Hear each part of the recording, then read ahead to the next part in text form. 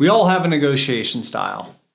Now there's 5 styles that I focus on in my training class. They're avoidance, accommodating, competing, collaborating, and compromising.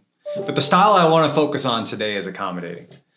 I define accommodating as the act of letting your counterparty have what they want or what they need at your expense.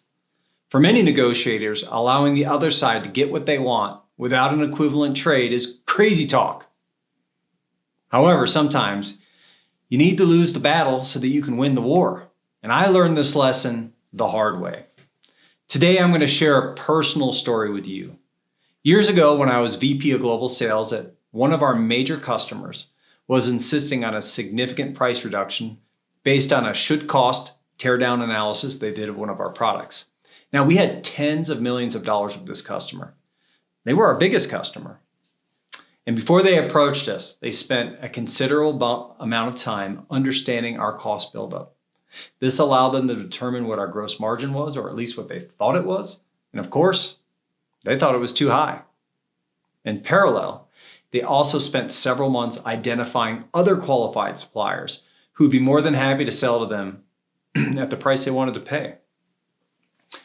So we'd been doing business with this customer for about 9 years. We'd participated in every new program they had in the business unit that we were serving.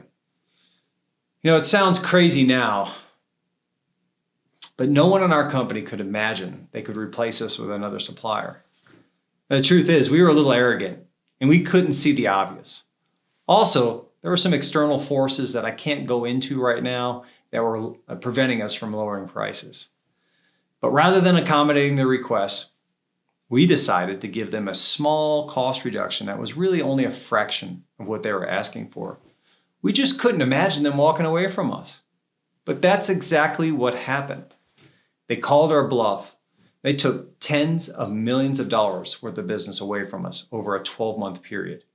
And it was extremely painful. And over the long term, it impacted a lot of people in the company. I learned a painful lesson.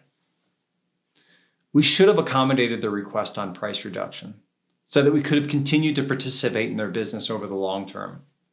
You know, we would have been lower with a smaller gross profit on the products that we were selling to them and been able to use that time to go find another customer that we could have built business up with to fill in that gap. But instead, we didn't listen. And in 12 months, we had a huge revenue gap that took years to fill in.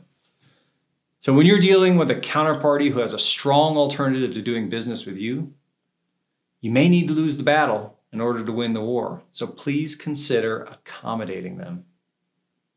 If you found this video helpful, please share it with your network. Thank you.